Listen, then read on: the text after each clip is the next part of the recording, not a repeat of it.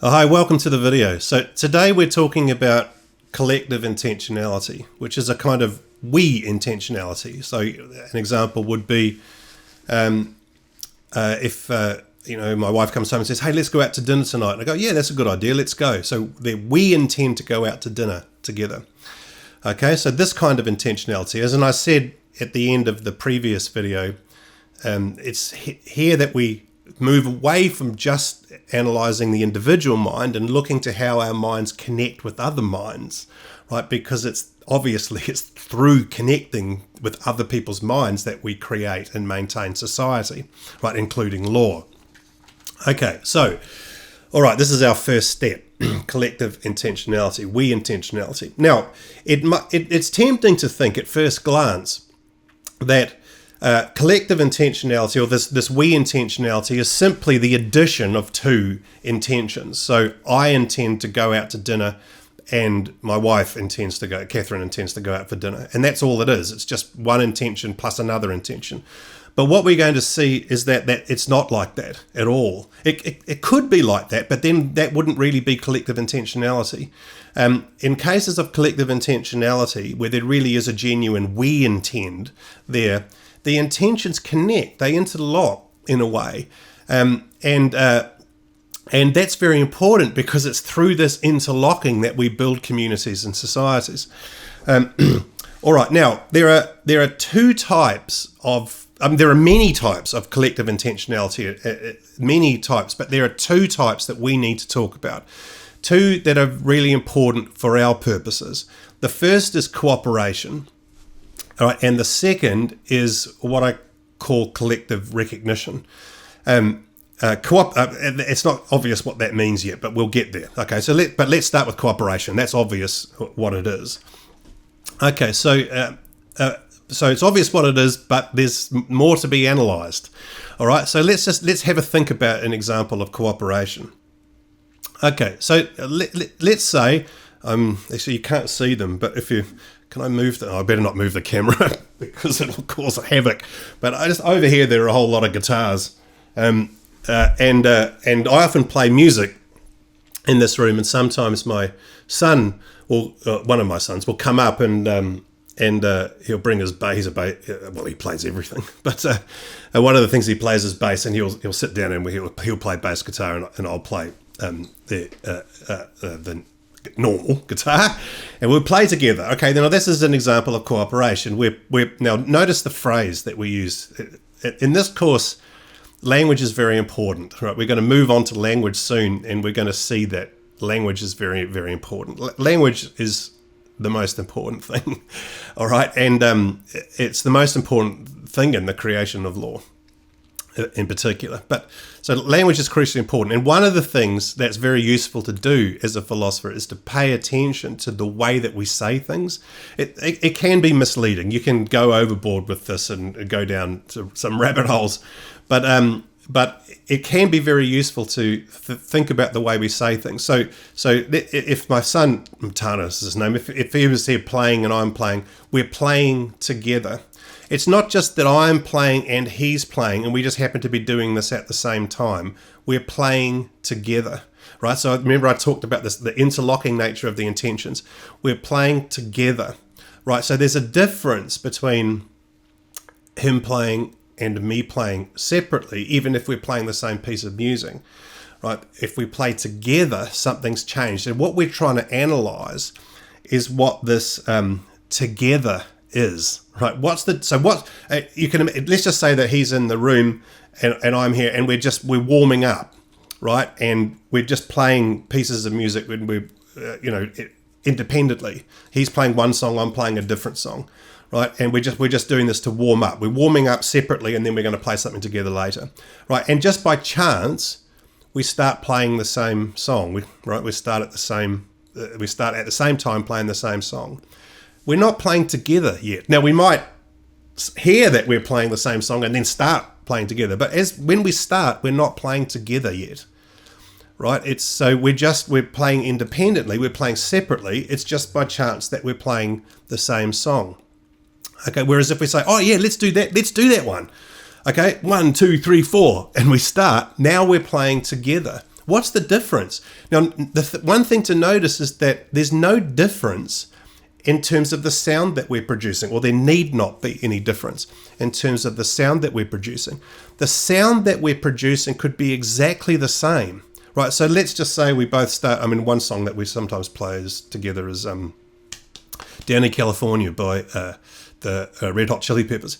Okay, so let's just say we both start playing that separately, but by chance we start playing at the same time. Okay, he is playing Danny California, I am playing Danny California, but we are not playing Danny California together, right? But we produce a sound. Now, when we then say, hey, yeah, let's do that. Let's do that one. Let's play it together. 1, 2, 3, 4, go, right? Now we could produce exactly the same sound, right? But this time we're playing it together. So what's the difference then? What's the difference? Right, it's not in the perceptual properties of what we're producing, because it could be exactly the same. Right, so what's the difference? The difference is here. The difference is in here. Right, the difference is in what's in my head and what's in his head. And it may, of course, be that there's a difference too experienced by the audience, not because of the sound, if there is an audience, which there normally isn't, right? But if there is an audience, they may experience us playing together and us playing separately differently too, because of what's in their heads, right? The psychology, if we could just use that term loosely, the psychology here makes all the difference. Okay, so what's going on? What is going on? Well, just think about what's going on in my head. Okay, so when I play by myself, right, I'm just playing my part. That's all I'm doing, right? So I'm just playing, what is it, A minor, right, G, D minor. I'm just playing my part. That's all I'm doing, right? But when I play together, it's true that I'm playing my part, right? But I intend the playing of my part as my contribution to the performance of both of us. Okay, when I'm just playing by myself, I just intend to play my part. But when we play together, yes, I still intend to play my part, but I intend that as my contribution to our performance of the song. Okay, so we play. Now, here's some of the language from last week, right? I contribute to the performance of the song by way of performing my guitar part. Right, I contribute to the performance of the song by way of performing my guitar part. My playing the guitar is partly constitutive of our performance of the song. Okay, and that's what I intend. I intend to contribute to the performance of the song. Okay, now what the thing to notice here is that when I do this, right, Tana's performing is inside, as it were, my intention, right? So I'm playing my part, and I'm intending that to be my contribution to our performance, right? But it's my contribution to our performance, right? He has a similar intentionality, right? So he intends to perform his part, and he intends the performance of his part to be his contribution to our performance, right? So as it were, he is in my intentionality and I am in his intentionality, right? Because I'm not just intending my performance, I'm intending my performance as a contribution to our performance of the work of the song. Okay, so what's going on here is that in the case where we're just playing separately, there's no one else, as it were, in my intention. I'm just playing, right? And there's no one in his intention. He's just playing. But when we play together, he's in my intentions and he's in my intentions and I'm in his intentions, right? We are playing together, right? Our intentions are interlocking, right? So I intend my performance as my contribution to our performance, and he intends the same thing. Okay. Now, there's something that's really important to notice here, but I'm just going to change examples here, and we'll come back to this. because what I want to show is that we saw last time that the relations between the levels of description in intentional actions can be causative or constitutive, right? It can be a causative, that is by means of, or it can be constitutive by way of. And I want to just give you an example of the other kind. So we talked about a constitutive relationship. So my playing constitutes my contribution to the performance, but sometimes it can be causative. So an example of that would be, let's say, as I sometimes do, I'm making fresh pasta, right? And I've done all the eggs and the flour, and I've got the dough sorted, and I'm rolling it out in the pasta machine. Now the thing is, and when I roll the thing out in the pasta, because there's 5 of us, right, it gets massively long. The pasta gets massively long. It's halfway across the room. And I can't hold it, so I have to get someone else to come in and hold the pasta for me as I'm rolling it out. Okay, now this is another example of cooperation. Okay,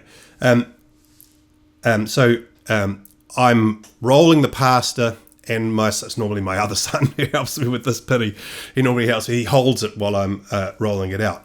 Now here we are contributing to making the pasta. So we are both doing what we are doing as our contributions to making the pasta, but we are causing the pasta to be made.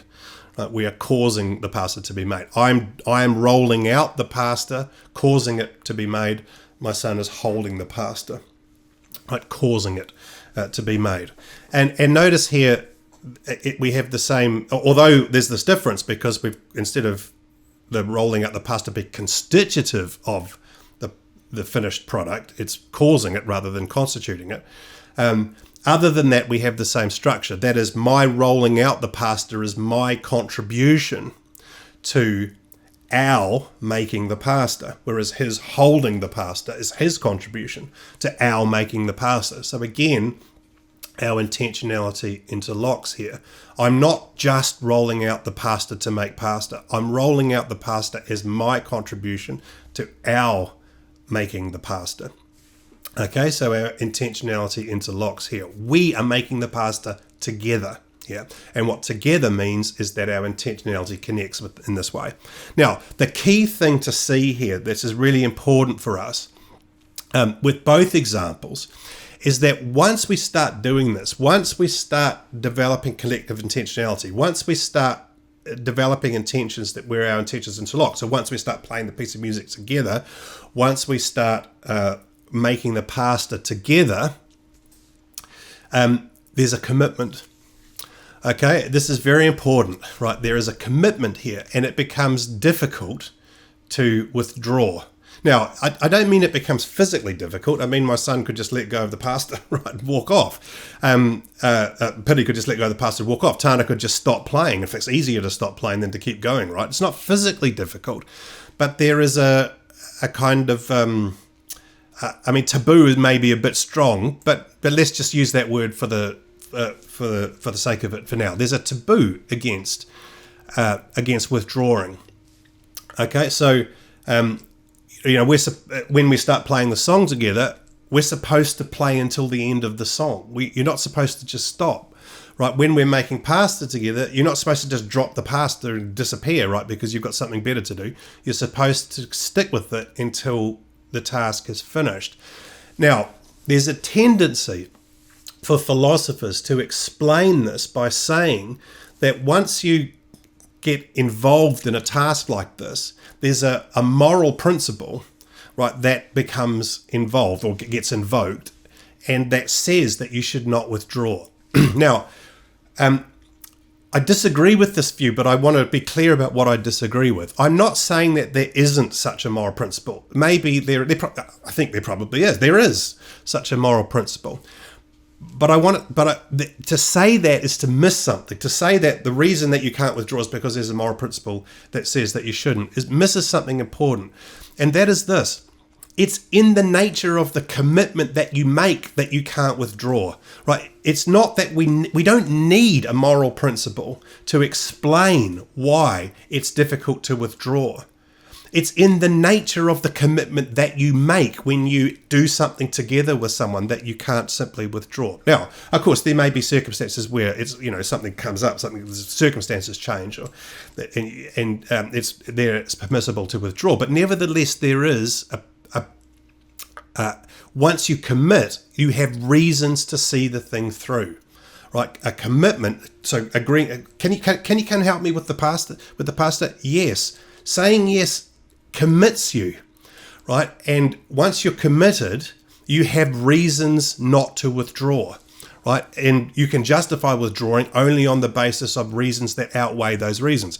Once we start playing a song together with my other son, with Tana, okay, 1, 2, 3, 4, go, right? He has a reason to continue with the song until the end, right? Now, other reasons may come along that justify him stopping, but he can't just, something is wrong if he just stops because he just can't be bothered anymore.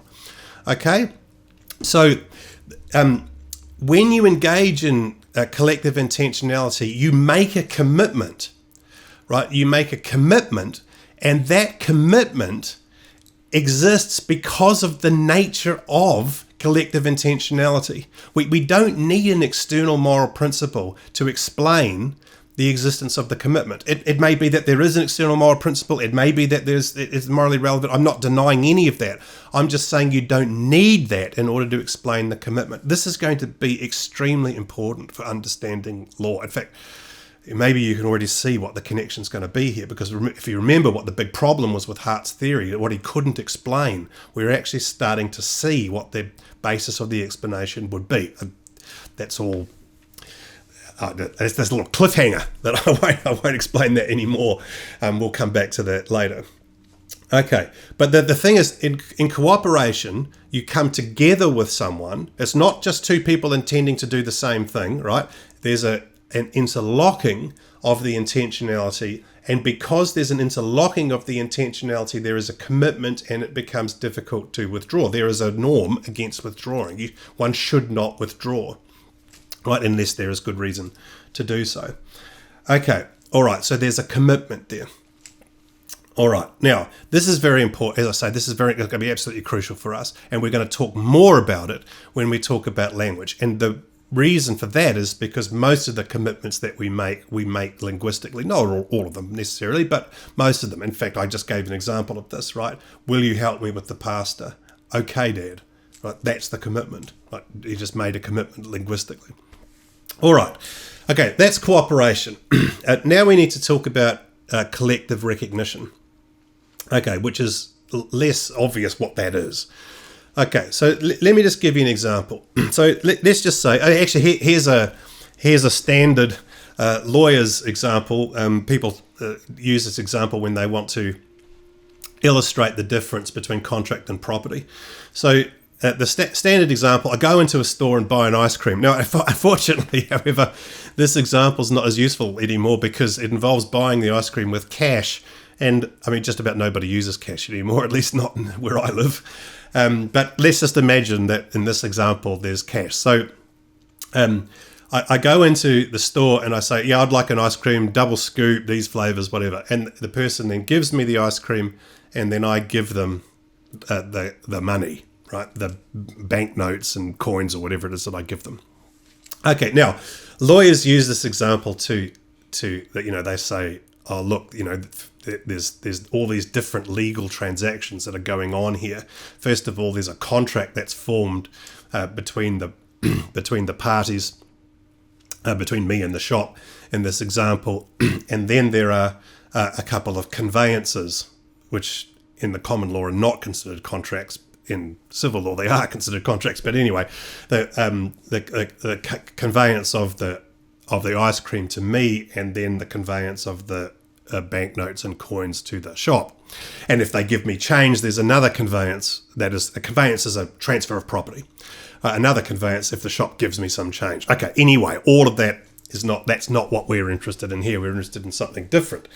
And that is to notice that something is taken for granted in this entire exchange. So whether we're thinking about it just as, lay people buying an ice cream, or whether we're thinking about it as lawyers, something has been taken for granted, and that is I mean, a number of things actually, but one obvious thing is the institution of money. Okay, so I go into a shop and I buy an ice cream, and let's say they say, oh, it's $5, and I go into my wallet and pull out a $5 note and give it to the shop.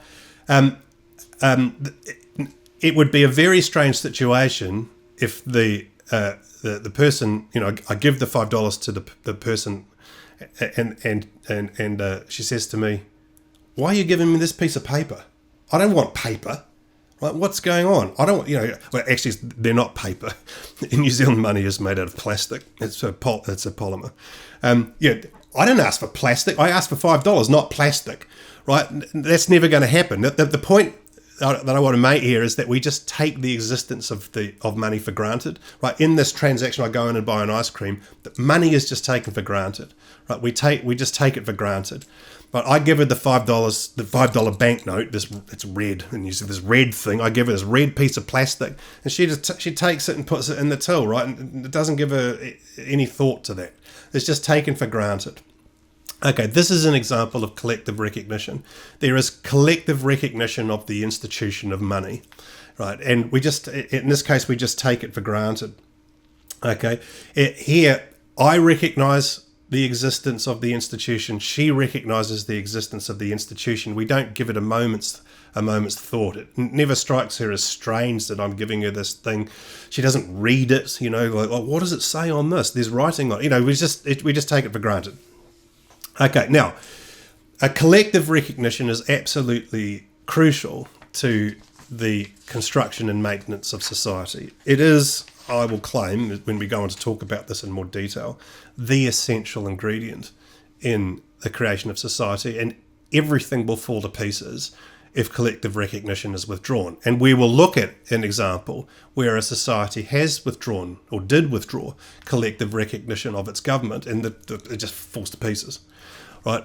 So collective recognition is absolutely crucial to society. But the thing is, as we've actually just seen, normally it's invisible.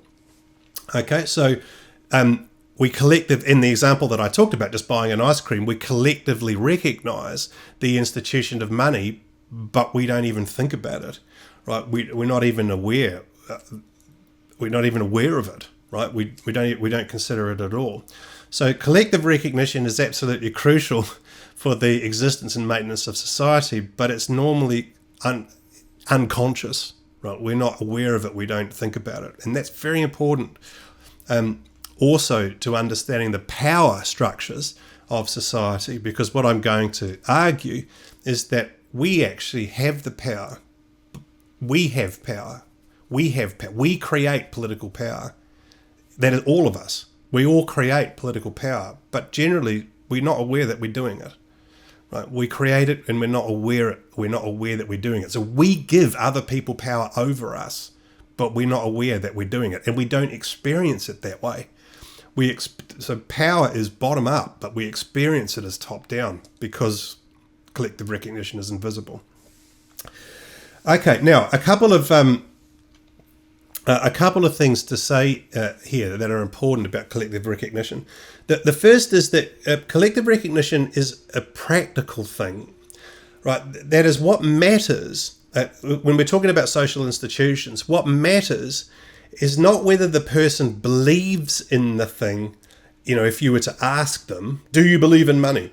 The thing that matters is whether they act in accordance with the institution. So what matters here is, I give this woman behind the counter, I give her $5. She takes it and puts it in a till and lets me take the ice cream. That's what matters.